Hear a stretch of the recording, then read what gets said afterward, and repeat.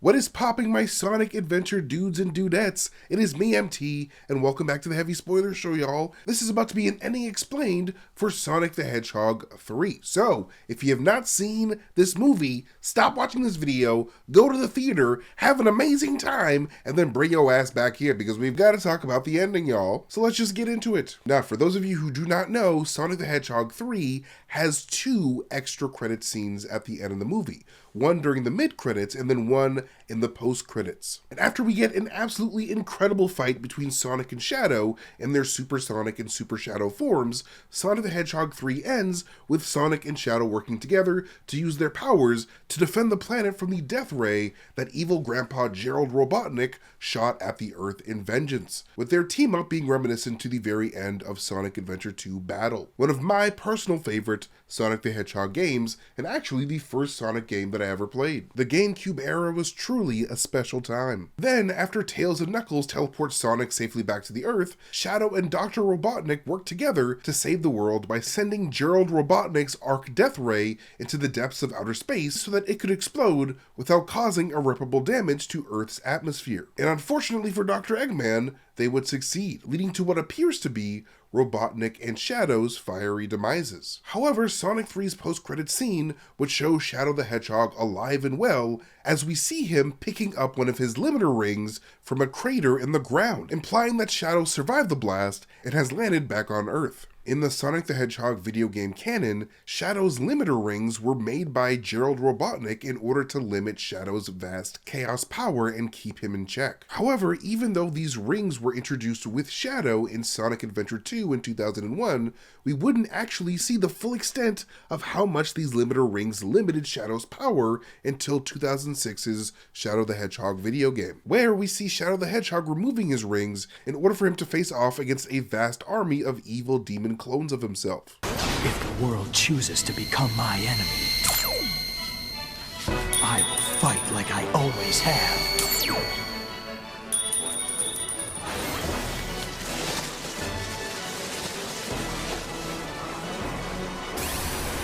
Over the course of the movie, we see Shadow the Hedgehog remove his limiter rings in order to summon the strength to deal with Gerald Robotnik's death ray. So Shadow, being in his full unlimited form, was understandably able to withstand the blast of the explosion, because Shadow is of course supposed to be the ultimate life form. However, this being the case, this post-credit scene also very much opens the door for Dr. Robotnik to return. Because if a fully unlocked Shadow is able to survive the blast and teleport safely back to the planet, then there's no reason why Shadow could not have picked up Dr. Robotnik on his way back, as I'm sure Shadow had a desire to save at least one of Robotnik's grandchildren if he could help it. But let's be real here, the real indicator as to whether or not Dr. Robotnik survived this movie is 100% going to be Jim Carrey. Because as far as I can tell, I don't really think Jim Carrey really thought he would have been back for Sonic 3 at all. However, in a recent interview that he conducted with the Associated Press, Jim Carrey revealed that the main reason why he agreed to do Sonic 3 was because he bought a lot of stuff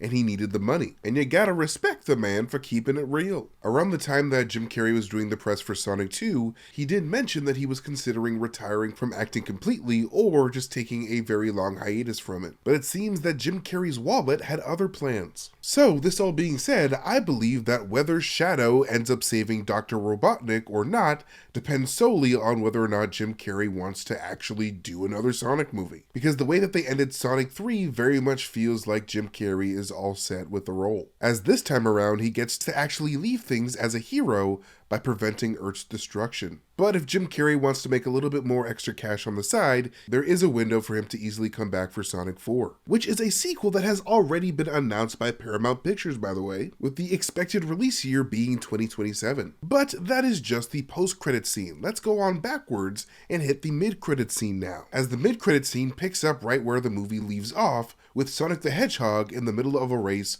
with both Tails and Knuckles. But Sonic would run too damn fast and find his ass in New York State Park, where he is immediately confronted by an army of Metal Sonic robots, which is so freaking exciting because Metal Sonic is one of the coolest Sonic characters ever. And they straight up just rolled up on Sonic like they were all T-800 Terminator robots from the future or something. But before Sonic could get jumped by all of these tin can wannabes, in comes fan favorite Amy Rose to save Sonic from getting his butt whooped. Amy Rose and Metal Sonic were both introduced in 1993's Sonic the Hedgehog CD.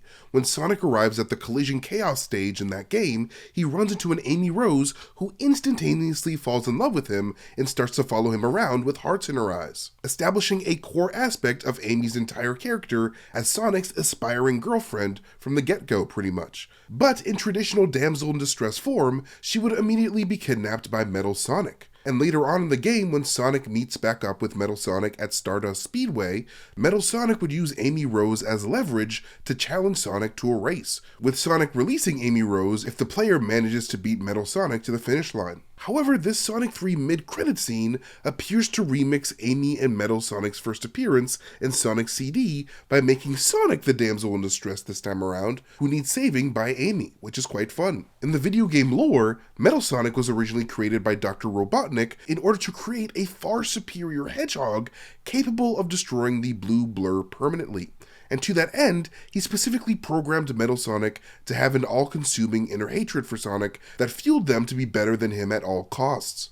This programmed hatred, combined with a titanium shell and a jet engine propulsion system that Eggman shoved in the middle of his chest, allowed Metal Sonic to consistently keep up with Sonic no matter how many times Metal Sonic may fail, becoming the near-perfect match to the Hedgehog that he was made to defeat in the realms of strength, endurance, and speed. Also, Metal Sonic can even shoot out a concentrated beam of energy out of the hole in the center of his chest, much like Iron Man can with his Unibeam. And because it's his only reason for living, Metal Sonic typically makes it his mission to master all of Sonic's own moves in order to challenge Sonic to various races that prove that Metal Sonic is the better of the two of them. You know, right before Metal Sonic kills him. With Metal Sonic's inner jet engine able to straight up blow past the speed of sound to easily reach speeds up to Mach 5. And not only this, but Metal Sonic also has a built-in scanner that allows him to copy the powers and skills of other people to become the ultimate killing machine. Almost like the DC Comics antagonist Amazo, which is absolutely nuts. This all being said, this army of Metal Sonic copies that attack Sonic at the end of the film appear to be significantly weaker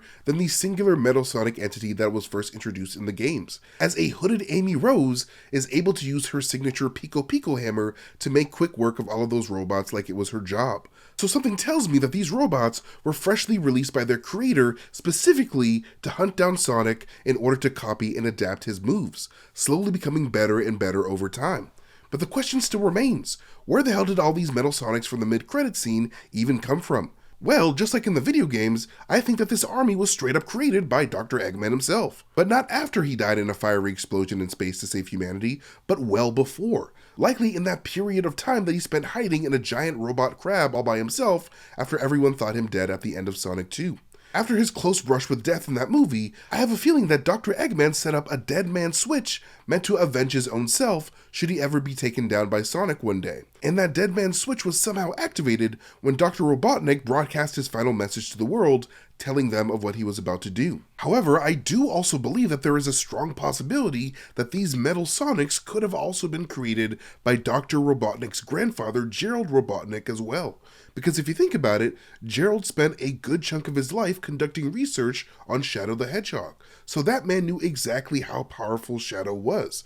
And seeing as Gerald had no idea how Shadow was going to react when they reunited decades later during the events of this movie, part of me thinks that Gerald could have started the production of adaptive metal hedgehog robots meant to capture Shadow, you know, just in case Gerald failed to manipulate Shadow into helping him destroy the planet. However, that scenario feels far less likely considering that Metal Sonic is clearly modeled after Sonic the Hedgehog himself, implying that Metal Sonic's creator had an obsession with Sonic the Hedgehog specifically in the past, so I'm definitely leaning more towards Metal Sonic being a creation of the younger Robotnik instead. But regardless of who created Metal Sonic, it is obvious that Sonic 4 is about to go full-on Terminator by having this mysterious army of Metal Sonics hunt down Sonic and his friends, with all of these Metal Sonics likely eventually going rogue from their original programming to fulfill their own desire to become the one and only fast blue hedgehog on the planet, a motivation that would be in line with the Metal Sonic from the video games and other Sonic media. But Only time will tell there. But like always, thank you guys so much for watching this video. You guys can follow me at Messertainment on Twitter, Blue Sky, Instagram, YouTube, wherever I am on the internet. But most importantly, follow Heavy Spoilers here on YouTube by hitting that subscribe button and maybe even that like button if you guys like this video. It really helps out the channel. But whatever you guys do, I'm just grateful that you guys took the time to spend some time with me, and I'll catch you guys later. Bye.